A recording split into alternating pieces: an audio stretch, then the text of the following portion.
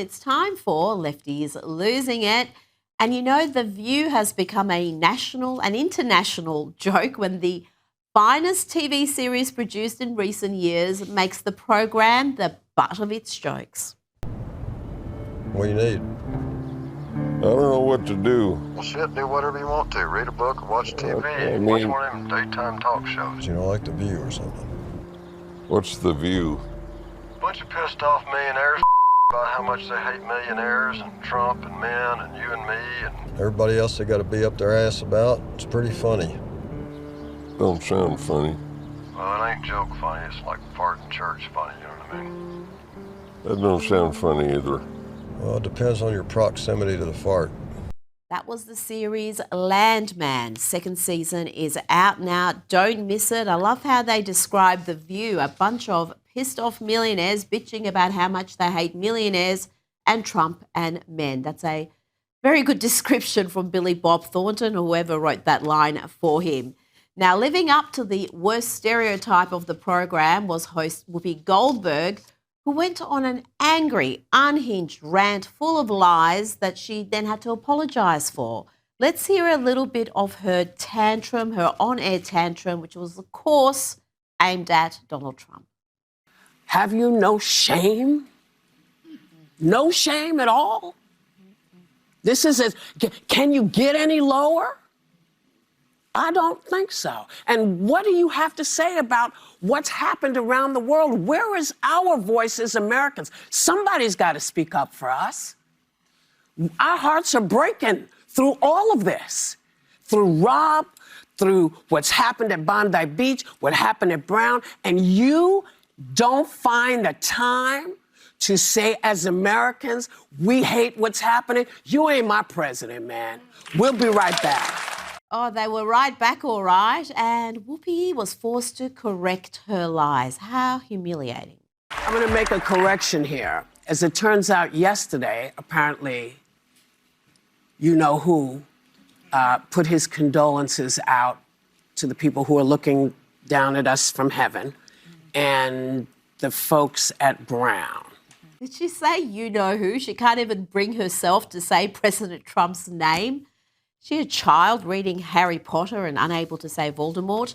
But even as she corrected her lies and confirmed that President Trump had shared condolences for the shootings at Brown University and the Islamist terror attack at Bondi Beach, she still had more vitriol. My bad. You did say something.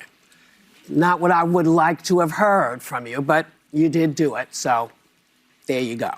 Let's hear now from Nashville Councilwoman Delicia Porterfield giving a vacuous, meaningless land acknowledgement and then taking it one step further and claiming that illegal immigration is not even a thing because everyone is illegal on stolen land. Where did they find these people? Good evening, everyone. Today is December the 4th. I want to start by acknowledging that this meeting is being held on the unceded, stolen land of the Cherokee, Shawnee, and Yuchi people, and to remind you that no one is illegal on stolen land built by stolen labor. Now, this next dude may be in a dress, but he knows precisely who and what he is and is not obsessed with policing other people's speech or playing the victim. This is how it should be. Does having a penis make you any less of a woman? I will never lose my penis. I'm not going to do no surgery. Are you a woman? No, I got a penis, man. I'm a man. What is a woman? A real woman is one that's got a vagina and all that. But I'm a cross-dresser. I'm a man. I'm a man. I really am. So you're not a woman? I am not a woman, and I don't claim to be a woman, and I don't want to be a woman, and I ain't having no surgeries. Well said, sir. Now, contrast that with this next lass. I say lass because it is a woman, but she goes by multiple pronouns. In fact, all of them. So it's a bit greedy. My pronouns are they, them, or at least that's what I share with people most often. But for this particular meeting, I will come out fully as saying that my pronouns are she, they, him. Now, listen to this lefty losing it. Reportedly, a nurse berate a poor worker just doing her job at Target. She launches the most vile verbal attack on this worker, who somehow manages to remain calm and polite. They let you wear that shirt here? Yes. So Why? Why are you taking my picture? why are you wearing that shirt? You're working. It's not It's a Target red shirt. shirt. I can wear any red shirt. It's not a plain shirt. It doesn't have to be It's a Charlie Kirk shirt. Yes. Oh, yes, I know. Stupid? No. Why the you wear that? You're at work at Target. That's not a Target shirt. It's not a plain red shirt. You support a racist. It's not racist. You support a racist. He's not a racist. Yes, he is. No, he's not. Yes, he is. I'm sorry, but I'm not going to stand here and argue with you. You're not. You should go over get it. your manager. You should not be allowed to wear that at work. Unacceptable. Unacceptable. That's your opinion. No, the opinion is he's a racist and you support him. That's your opinion, ma'am. And you Have should not be allowed to wear that. This is going to be taken above your head. That's insane. Insane. a nice day. And piece of That woman deserves a GoFundMe page for putting up with that, and that nurse should never work again, not with people anyway. Now let's go to the failed city of Minneapolis in the once great state of Minnesota before it became known for crime, fraud and Governor Tampon Tim Walz. But Walz is not the only inept clown in the state. We're about to hear from the stupidly woke Minneapolis Police Chief, Brian O'Hara, who seems to think imposing immigration law, is akin to persecuting baby Jesus. I cannot help but think of what is happening in our city today and how that echoes with how outsiders have been treated for thousands of years, how Mary and Joseph themselves were considered outsiders and forced to stay in a barn. That's what we're getting ready to commemorate as Christians around the world, while all of this fear is happening right here in our town. Joining me now is the RNC Youth Advisory Council co-chair, CJ Pearson. CJ, what's your response to that?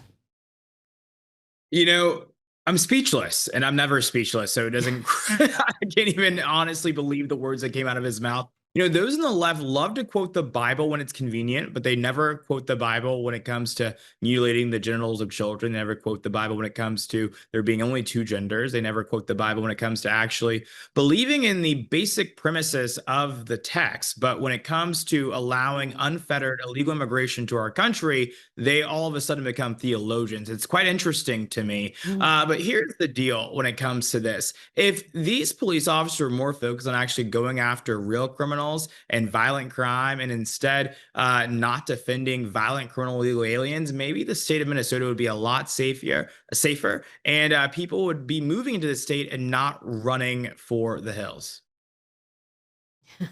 Now, CJ, let's talk about the media, and the talk in DC today is all about that Vanity Fair piece. But before we dive into that one, President Donald Trump has officially sued the BBC for $5 billion.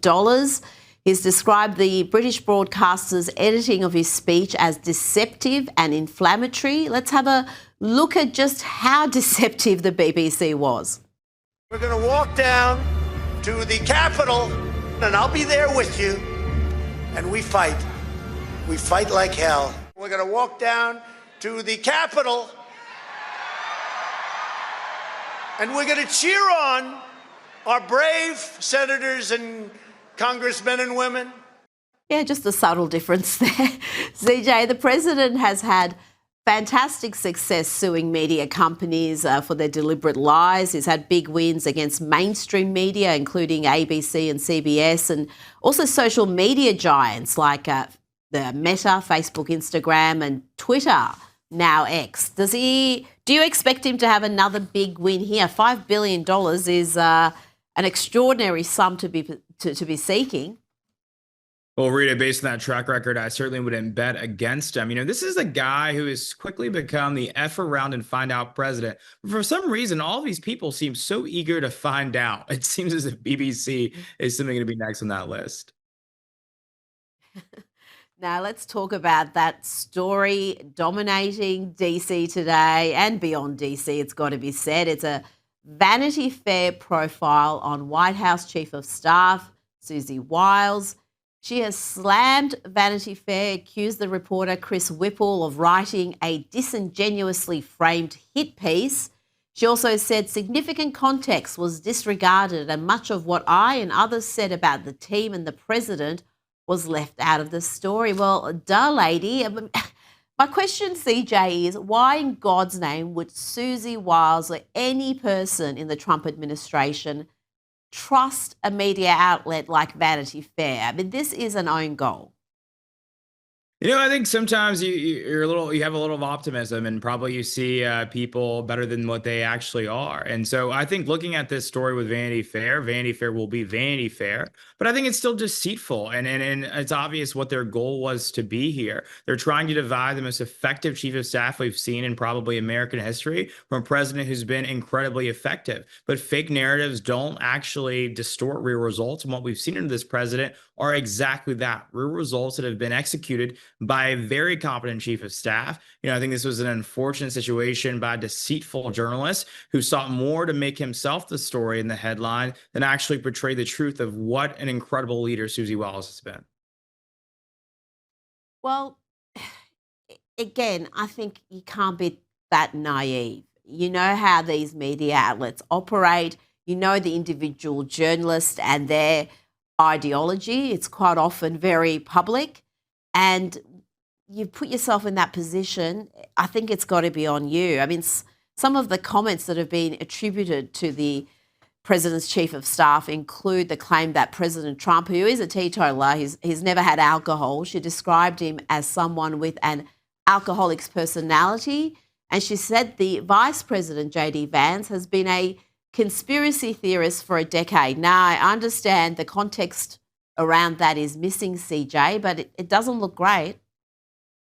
I think context is definitely missing there. And I think when she referred to the president as having a little bit of an alcoholic personality, she meant that he was obsessive about putting wins on the table for the American people, and I think he's done exactly that. When it comes to J.D. Vance being conspiracy theorists, I think I often say is the conspiracy theorists of today, the truth tellers of tomorrow. And I think J.D. Vance has probably been proven right about a lot of the things that were once conspiracy theories that are now just matters of fact today. And so a lot of these quotes, I think we can't take them at face value just because of how deceitful we know left-wing publications like the Vanity Fair to be. But I think that this White House has certainly probably learned its lesson, not just from the quotes, but from the photographs. I think the photographs were one of the things that actually really caught my eye, just how deceitful they are. You see a picture of Karine Jean-Pierre in a previous article that they did about her where she looks like a supermodel, Tyra Banks even maybe, right? But Caroline Leavitt, they absolutely edited to make it look